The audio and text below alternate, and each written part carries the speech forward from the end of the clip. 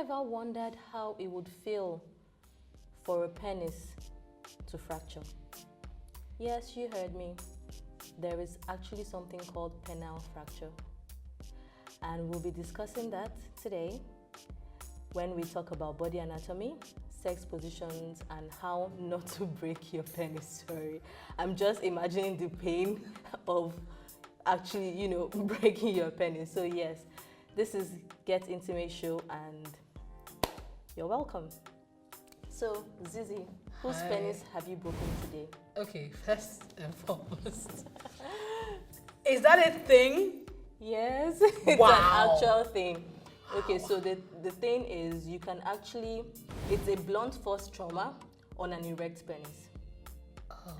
So things like that can be caused by vigorous masturbation or aggressive sexing.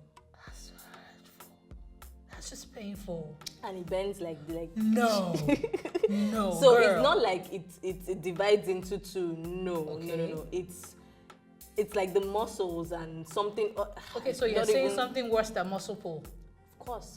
Wow. So you have it's inflamed, it's swollen. The person is very much. You can actually get penile fracture from when someone kicks your balls. You don't have balls, I'm sorry. But when another guy or another girl kicks, yeah. So aside from the vigorous masturbation and the aggressive sex, you can actually get it from there. But just imagine, which is why they tell you you don't know what it feels like when you get a kick. And I'm very, very glad I don't know what that feels like. I'm just traumatized thinking about it because an erect penis is broken. That's a lot of pain.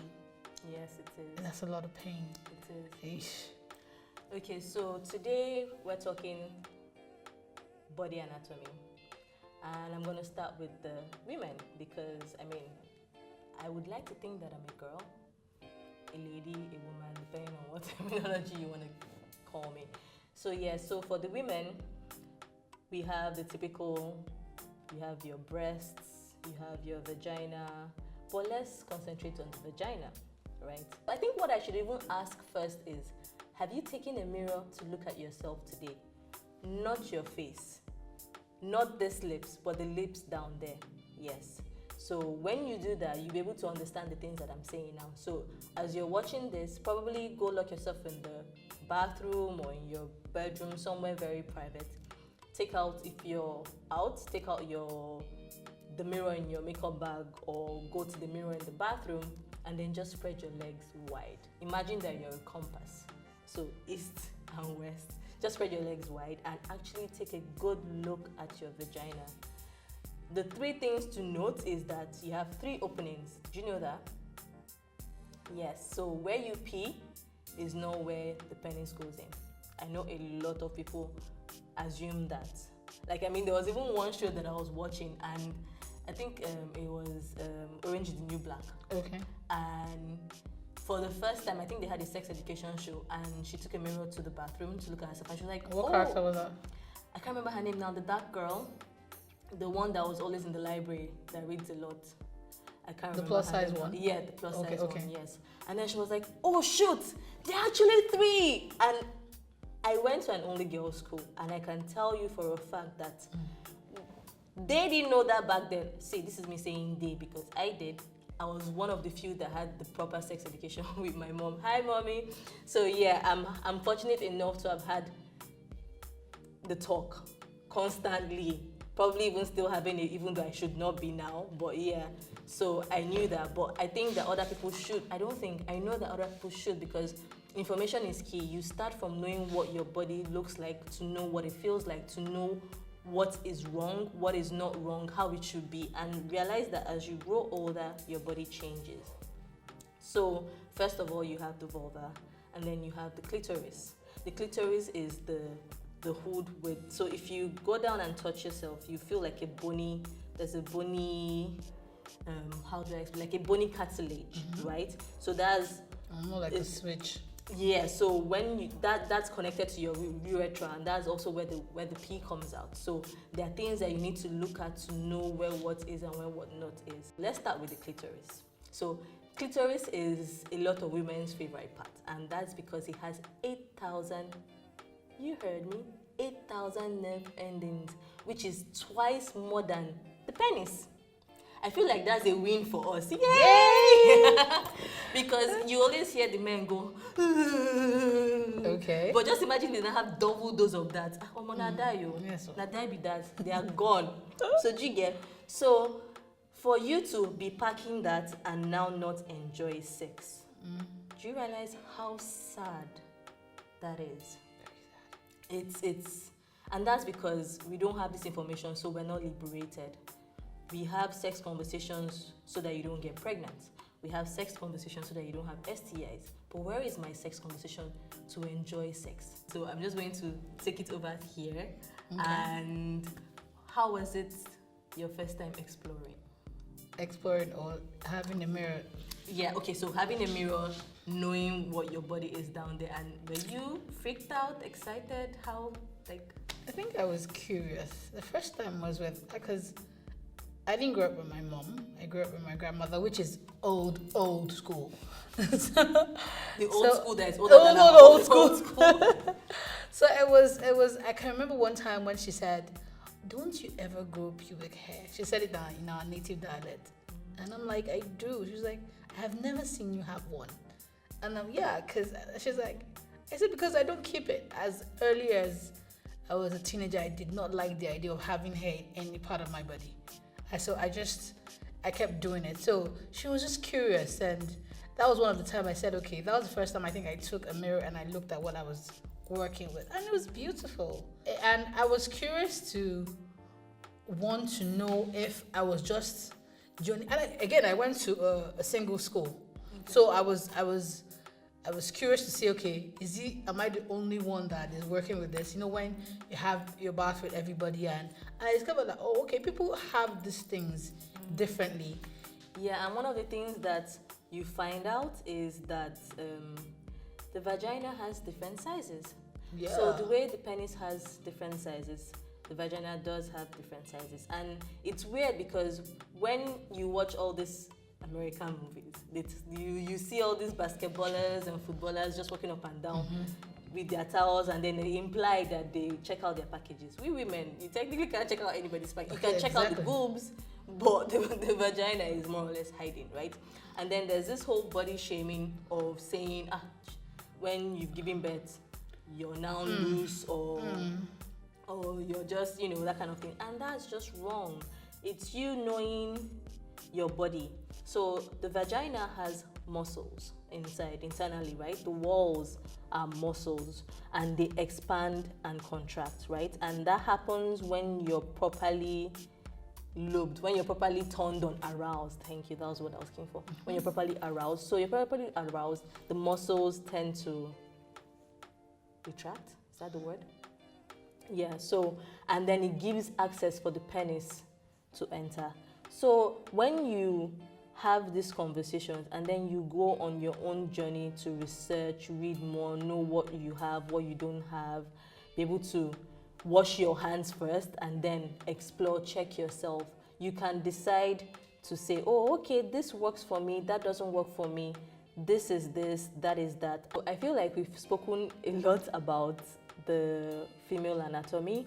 So, and we're here for equality and everything. So I think we should talk about the male anatomy now. Okay. So the male anatomy, there's the penis and then there's the scrotum. The scrotum is what houses the spermatozoa, exactly. That's what you call the ball sack. But when boys do all those jokes where they say, pass me the ball, like, which one? Is it the balls, my balls? Yeah, like, all those lewd jokes, please ignore that. So yeah, and then you also need to understand that there are different sizes for that. And I just had a question for you. Okay, tell me. Have you been with, what do you feel about, small penis, big penis, like which works for you? Interesting question. So there's a common joke that says if you see a man's feet, you'll be able to determine his penis. Oh yeah, it's actually a myth. Oh, well, true. And for one, I don't think I it's... have a question. following that question. Okay. So with that meat, is that you go around looking at people's flesh? No, I of course you don't go around looking at people's feet, and trust me, it doesn't depend on a man's feet. That would, well, from my own experience, a man could have a big feet and could have a small penis. He could have a small penis, he have a big penis and have a small feet. But that's just this common saying that I was saying. That's the common myth rather. Now for in terms of satisfaction for someone like me or people of my body type, a plus size woman, I think it's safe to say that we like it big.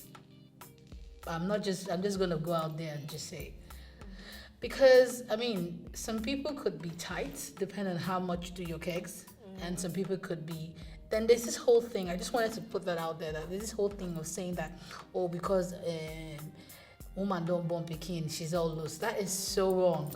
Like, if my vagina can push out a baby that the head is as big as a football, and still, yeah, I mean, retract. Come on, and still retract. It's just, give us some credit, I beg. Yeah. No, even there are some times where, for instance, when I was having my first child, I had a cut. Okay. Because the baby's head was too big. So they had to cut me up and stitch me back. But did that affect my sex life? Sorry? No, it did not. Of course, there are some other methods which you use. There's some all natural methods. There's some medicine you would take, some drugs, because that really could affect. No, but I think, not to cut you short, but I think that's dependent on the size of the baby and then how fast your body heals. Well, yeah, but it also goes to say that if you don't take care of your body properly, you could have that kind of those kind of issues where you're having sex and there's this sound that you have, this like it's almost like a fart. Oh, that's like air releasing actually. But sometimes when you do that, because these are real issues that women have. No, these are real issues that women have. No, but that one, so it's not an actual issue per se. It's based off of sex positions. So there are sex positions that you stay that air easily enters. No, and but then when you where I'm coming from this is okay. a situation where I know for the new moms, they have cuts, not necessarily a CS, like cuts from, because the baby's like a tear, like a proper tear that they have to sew you. That thing is as painful as a CS cut. So so it's hard. You have to go through that process of healing, and you're not so sure if, like you slightly said, it depends on how your body heals well. But there's also that insecurity of, okay, because I had it. I had the whole idea that how was I gonna fit back into society, and how is a man going to? Then of course, thankfully, I had my second mom that helped me with the process of nurturing back and healing me up, and did the whole omugwo thing. So it worked for me, but some people might not have that privilege. That's where the things like the VV. I know what you're saying. Yes. The vulvar infection. Come into place. Those are the kind of VVF. things that VVF. So those kind of things come into play. So all in all, I have learned that no matter how big a penis is, it's not too big for the vagina.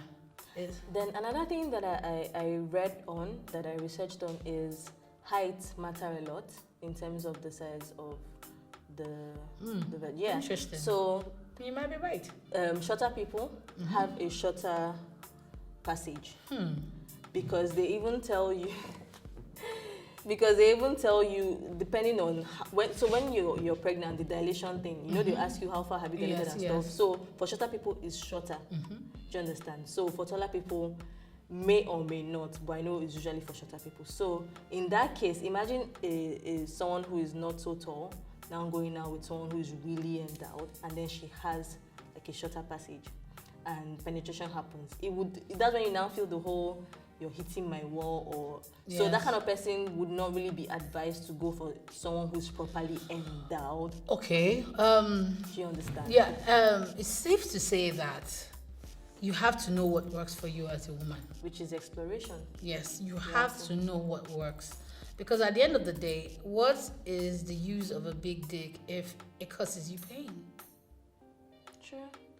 I wouldn't want to have sex and all I'm experiencing is pain. Nah, bruv. Nah. It won't work. I want sex that is pleasurable, that I don't want to feel pain. No, there's a lot of pain in life. Sex could be some people's escape, and some people's feel good moment. So, but why should you? And of course, there are things that people would say. A girl would see a guy and would size him up and say, "Well, his dick is big," and she wants to opt out, and you could understand if that works for her. And I think I want to beg women on the show to know what works for you. If it doesn't work, see, Oga, your prick is too big. Can we just be friends? No, because it's easier. It's easier. No, let's be honest. It's easier. You're not necessarily killing his ego, because guys like that say, "Oh, this doesn't work for me. I don't want to hurt myself." We move. Simple. Okay, so to add to what you've said, I feel that it depends on what exactly is causing the person pain. So again, are you properly aroused? If you're not properly aroused, sometimes using lube matters. Using lube, or then telling the guy, okay, maybe you should go down on me, and then make it easier. Because first of all, if you decide to use lube, just stimulating that place with lube, you realize that you have made your natural juices to flow then. But again, you get, and then there's easy, because if you're not properly aroused, you're not properly expanded. True. And then it's painful. It's like trying to put a stick like this, and then the space is like this. Yeah. Do you get? So it's gonna hurt. You're gonna bruise, and when you bruise, there's now opening for the STIs and whatnot, depending on who you're with. Do you understand? Exactly. So you have that. So be open to saying, oh, okay, I'm dry. Maybe the AC is on, the fan is on, or whatever. Or anything. Do you understand? So be open to saying, I'm dry. Can we stop? Can we do oral sex? And then he goes down on you, or he uses a lube, or he puts saliva, or whatever you guys are comfortable doing. So have those conversations, and then you can continue. So maybe at that point it's not necessarily the size. So figure out what exactly it is first before you friend zone the person. But here's what I'm saying. I'm not saying necessarily friend zone. You mentioned how it's just like food. You know what your intake is. It's either you're comfortable with it or you're uncomfortable with it. So it doesn't hit your your walls. So I'm all for big dicks, but I mean, know your size. Limit. Exactly. Know your limits. Know your size. Know what you feel carry. That kind of thing. So if you know what you feel carry, it will help you than for you to all that pain, all that. Oh, so you feel that you want to impress someone that has a big dick, and that will be at your own detriment. Do you understand? So it's easier for you to know what will work with, so you don't go home and you start feeling very uncomfortable, or if it's your partner, you just have to sacrifice all that pain. In the long run, it's quite unhealthy. So that's just know what you could work with. That's just that. So I feel like I concentrated on talking about how to pleasure the woman, and I didn't talk about how the men would also want it, right? Okay. So I was gonna say that unlike the women, the nerve endings are not so concentrated on the tip of the penis, right? So some people like they are sensitive there, and there are some people that it's the under, like there's a ridge. If you're literally holding a penis and then you feel the underneath of it, there's like a ridge that you feel there. It's extremely sensitive. And then the ball sack or the scrotum, if you lift the skin around there, is also really sensitive. So you have to be able to attune yourself to the moans, if your man is that kind that moans, right? To be able to know what is too much, because it's really, really sensitive for them to know the pressure point and to know what to touch, how to roll, how to suckle. Yeah. how to suckle that as well, and then you would know what to go with, right? True. If you know what you know now, okay, would you circumcise your child? That's like okay, so funny story, I had to circumcise my first son twice. Oh wow. Yes, we have that there's some nurses that are not so good at that stuff. This is perfect circle that the penis has. It's just glorious. Because if it's not, Your body shaming. Your body shaming. no, I am not. I am girl. I'm just saying. You like what you like. You cannot. I'm just saying. I'm saying. No, I'm not talking about my son. Yeah, but the one circumcising the son. I'm just saying. Like we I talk. didn't ask you Okay. if you've been with an uncircumcised man. I have. said I actually have. we'll get to that. Okay, Calm down. We'll get okay. to that. What I asked you is if you knew what you know now, Okay. would you still circumcise your child? Yes. So you, but, because I mean, when I read this when I read this research, I realized that part of the sensitivity is cut off when you circumcise the child. Is it? Yes, it is, because when when you've said you've been with an uncircumcised person, so Yeah. basically it's like you're peeling. It's like banana. You're peeling out the. You're not removing or throwing away. You're just pulling it down. And because it's always covered, it's more sensitive. You understand? It's more sensitive, and you even need to handle it gently. So the nerve endings are more. I'm so sorry, and the care for it is also different. You understand? Okay. So the blowjob is higher. The strokes, they feel it more. Like I feel like we are shortchanging them. Society is shortchanging them by insisting on that whole standard for circumcision. So if I can hear you correctly, you're saying that uncircumcised penis is better than circumcised penis. I'm saying that if there was a way for you not to circumcise the child and then have the child decide when they are older, the only difference is It's it painful. would most likely be painful. Now, as a kid, the pain goes away faster. Okay. So that's the thing. But what if they could have that choice? So I think is it just a matter of a mother making the choice, a safe choice for her male child, not to encounter that kind of pain, and also to encounter maybe premium pleasure. But like you said again, it's a matter of come see, you know. Okay, but is there research to say that circumcision increases pleasure for men? We know there is a whole lot of research that says that circumcision for women reduces, because what is cut off is your labia majora, right? And that's a huge part of the 8,000. Do you understand? I think it's because of how the society made, especially this part of the world, it's Comes off unclean. yes, do you understand? Which is religion. Which is I think it has to do more with religion, because now that we're talking about it, I have never had this conversation before. Now it's open. Yes, Yay, it's opening my eye to see things in, like, okay, what if a man decides he doesn't want to be circumcised? You know how that same energy we use for against female circumcision, you know, that whole thing. So why is it that same energy, why is it not moved towards the same cause for men? But I think it's safe to say it has something to do with maybe religion, and the whole thing of uncircumcised penis is not good, or then beauty, and then beauty. Then another thing about fertility too. Yes. I know. I heard that once, because I had, like I told you, my son. That's a myth. I know the first one wasn't done properly, so we had to go back to the hospital, and I could not understand for the life of me why they were making my child go through that pain again, because that thing is painful. Even for a baby, that thing is painful. So imagine for a grown-up child. How old was he when you went? Like, this was like, we did it like the 7th day. Then when it was like, I think like 10th week or 12th week, we had to go back again, because they said it didn't look good enough. Or that day, that's like my family members, they did it wrong. This is not how it's supposed to look like. So we do know how it's supposed to look like. Well, we think we know how it's supposed to look like. So there's a what's the word I'm looking for now? There's a standard of beauty that the male penis should have, and acceptance. So I think that's where the problem is. Imagine those with uncircumcised penis. Two things can happen to them if they go to a boarding school. Either they are picked on.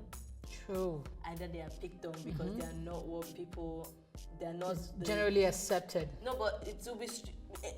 Boys their age wouldn't even know if you don't have an uncircumcised penis. If you have a circumcised penis, how will you know that this is not what it's supposed to look like? Because clearly your popsy or your father would also have a circumcised penis. So if you now see one that is uncircumcised, you wouldn't know that yes, this so is that's how where it's the body supposed to be. shaming comes in. Exactly. So, and you know, kids sometimes might not know how to ask the question. They will just make jest.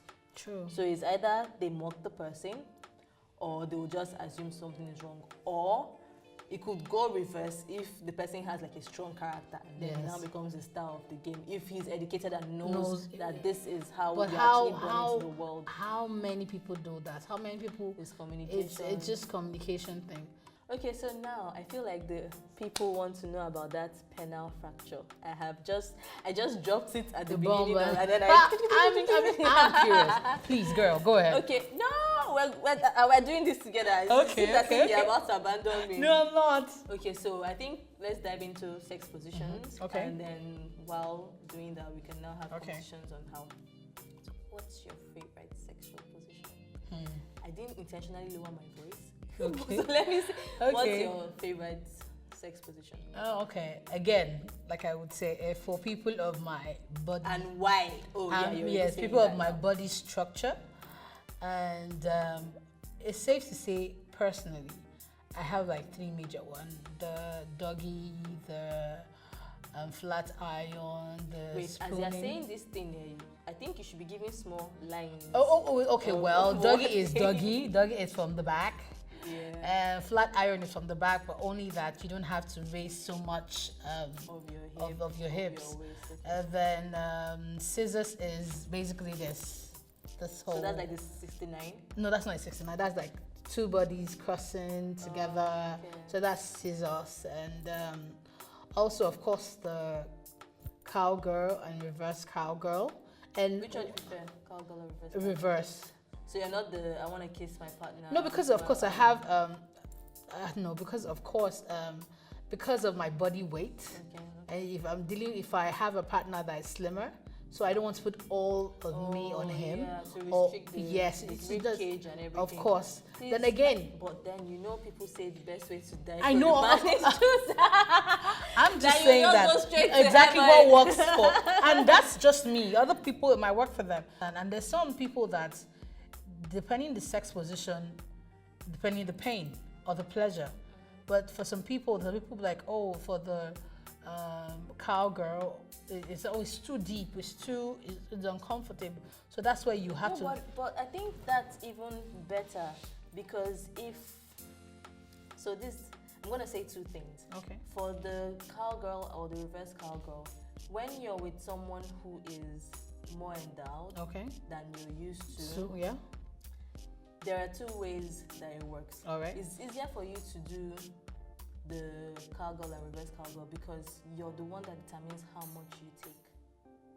Right? True. Exactly. So by the way, that's the position where you can actually have a penile fracture. Because you're bouncing, and then if you lose the rhythm. Oh yeah. if you lose the rhythm, and then you're like, oh and my then God. something is broken. So that's oh my God, that is so that true. Is like I think about 80%, 9.5. Oh. Yeah, so reverse cowgirl, that's where you have that mostly. So then for those that 2 hacks that I'm gonna give. If you're with someone who has a smaller penis, and you want to get more, so if you're doing missionary, put a pillow on your hip, and then lie on it. It increases your. Do you understand? Yeah. And then you get a closer hit. Interaction. Thank you. Interaction. Then also if you're doing one on top, put the pillow on him. He lies on his waist, and then it kind of elongates the hip, so you hit more.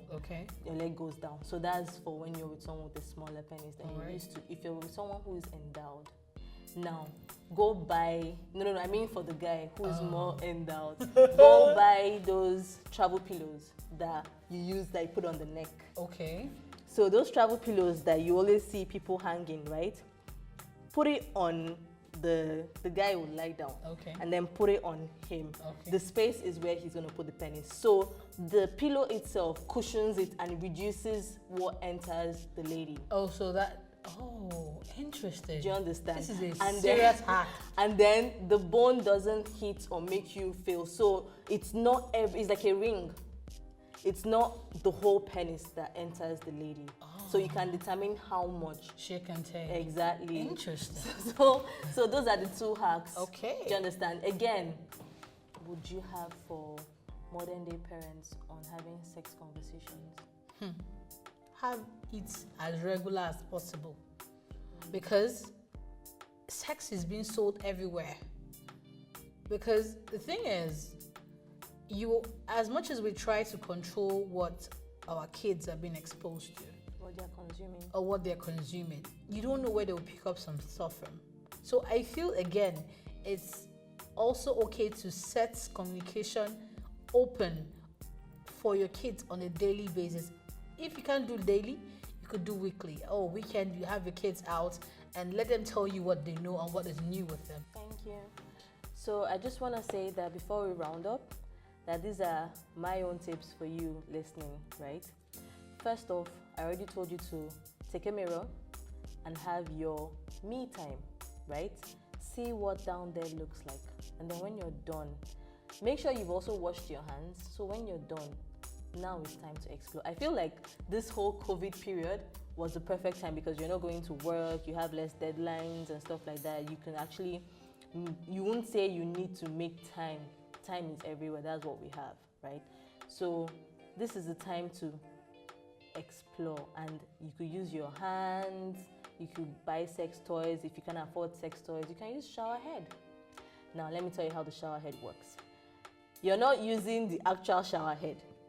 You just take a shower head, the handle, and then the jet water is the ferocity of the water coming out. You direct it straight to your clit, and then you let the force of the water hit your clitoris. It is amazing, and I can tell you that for a fact. So these are things that you need to know how to work your body. Because if you don't work your body, no one else can work it that way, and you cannot direct or instruct or tell or whatever English you want to use, but you need to understand this thing. So there's that. And then some people would also just want to enjoy pleasure, not necessarily because they are about to have sex. They just like the vibrations on their body. When I had silly friends growing up, so back when GSM first came out, was it GSM or whatever we called it then, mobile phones, they would have their phone vibrate and then put it on their pelvic, exactly. Or you would, while the washing machine is washing and it's vibrating, you sit on it.